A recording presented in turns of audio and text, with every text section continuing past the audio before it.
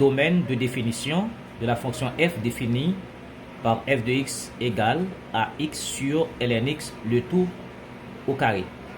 Donc, on entend par domaine de définition, c'est l'ensemble des valeurs pour lesquelles la fonction existe. Eh bien, ici, nous avons la fonction f, nous allons noter son domaine de f. D'accord? C'est l'ensemble des x de R tel que, pour que cette fonction existe, d'abord nous avons ln ici, le logarithme. Le logarithme est défini pour des valeurs strictement positives. Ça veut dire x doit être strictement positif.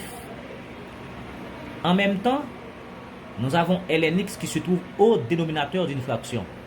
Ça veut dire ici, ln x doit être différent de 0.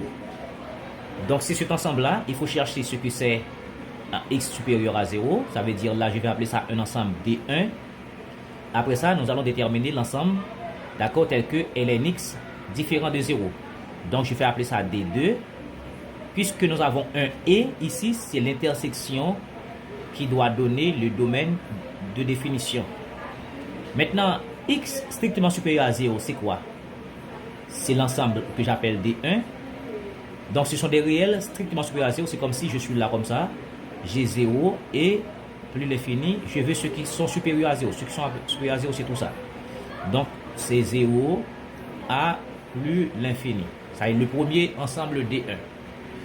Deuxième ensemble, nous avons D2. D'accord? C'est ln x différent de 0.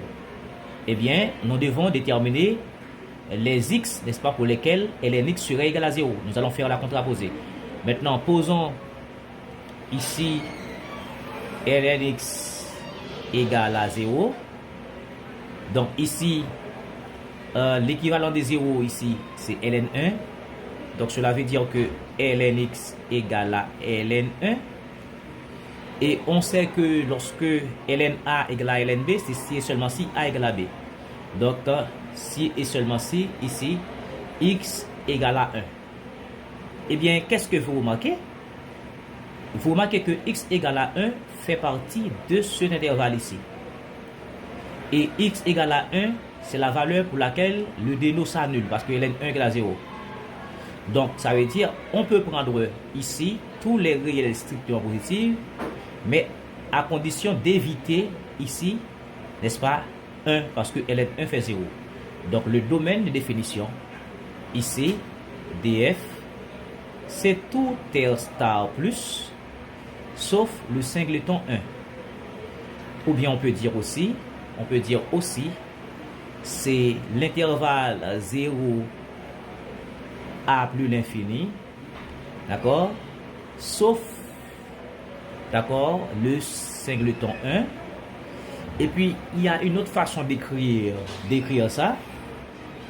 À remarquer que si je mets ici 1, vous voyez combien d'intervalles que j'ai? J'ai l'intervalle 0, 1 et j'ai l'intervalle 1 à plus l'infini. Donc, je peux dire également, le domaine de définition, c'est 0 à 1, mais parce que je veux que x soit différent de ln x différent de 0, la valeur pour laquelle ln x égale à 0, on doit enlever. Donc, c'est ouvert en 1, union, ok, 1 à plus l'infini.